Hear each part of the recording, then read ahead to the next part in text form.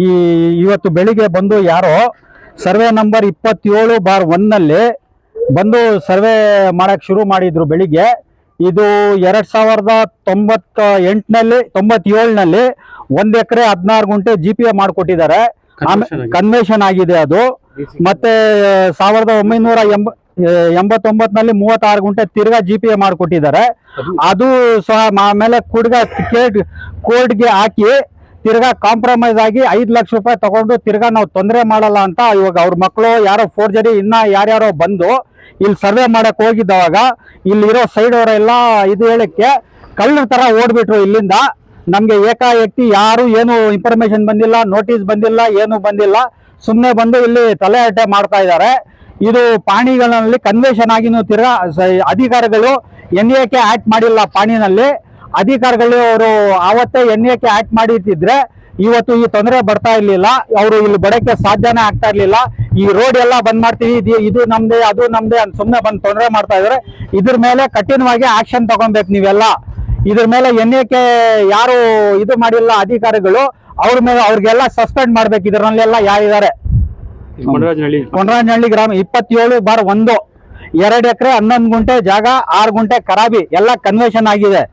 1 ಎಕರೆ 16 ಗುಂಟೆ ಮತ್ತೆ 36 ಗುಂಟೆ 2 GPA ಕೊಟ್ಟಿದ್ದಾರೆ. GPAಗೆ ನಾವು ತಿರ್ಗಾ ಅಡ್ಡ ಬರಲ್ಲ, ಯಾವತ್ತು ಕ್ಯಾನ್ಸಲ್ ಆಗಲ್ಲ ಅಂತ 5 ಲಕ್ಷ ರೂಪಾಯಿ ಇದು ತಗೊಂಡಿದ್ದಾರೆ ಕೋರ್ಟ್ ನಲ್ಲಿ 89ನಲ್ಲಿ.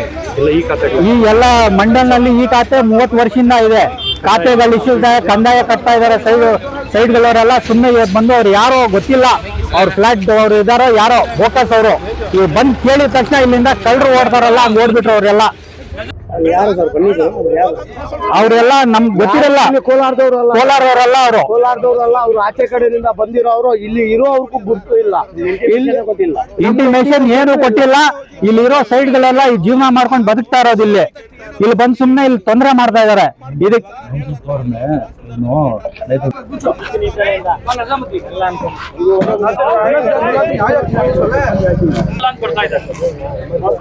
ನಾವು ತಗೊಂಡು 30 ವರ್ಷ ಆಗಿತ್ತು. 30 ವರ್ಷ ಆಯ್ತಾ?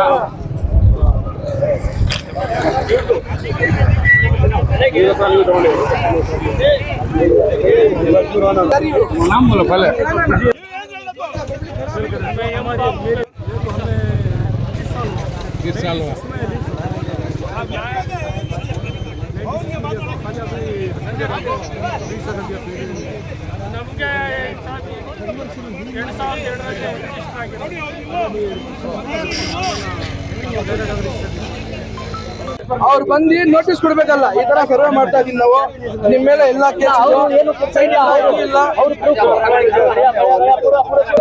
पुलिस वाले सर्वे करने गए तो पुलिस वाले हमको गजटी शबीर भाई मैं भी शबीर भाई जोड़ में था।